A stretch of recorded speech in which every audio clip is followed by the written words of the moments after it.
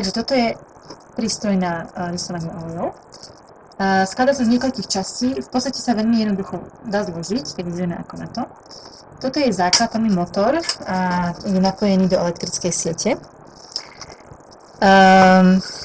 Toto je vlastne to, čo to lisuje. Tak to vlastne skladá, ale najprv sa toto sa umiestňuje sem. Keď to tam je, tak sa nasadí táto druhá časť. A upevní sa to týmto na spodku.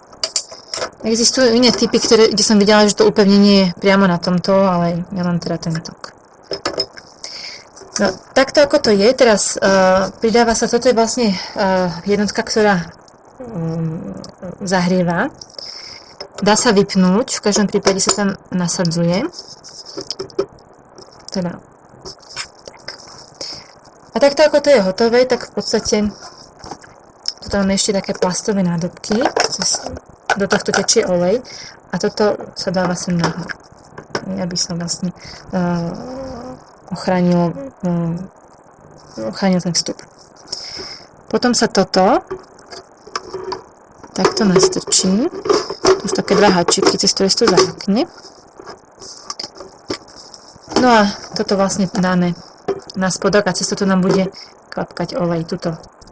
To vlastne do tohto cez to sitko. Máme misku, do ktorej nám bude do ktorej nám bude vlastne odpadávať ten zbytok. No a to som si vlastne pripravila orechy, z ktorých to budem robiť. Dobre. Takže, prístroj máme nainštalovaný a teraz ho v podstate zapnem.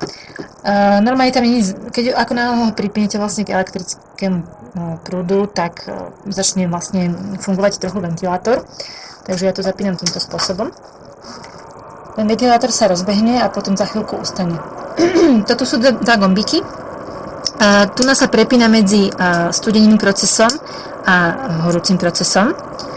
No a toto je vlastne vypnuté, keď ho tu zapnem, tak začne v podstate pracovať. Ako náhle pracuje, nechám ho tak asi 3 minúty ešte predtým, než tam dám čokoľvek. Musí sa totiž táto časť zahriať a ako náhle sa táto časť zahrie, tak vtedy môžem pridať svoje orechy.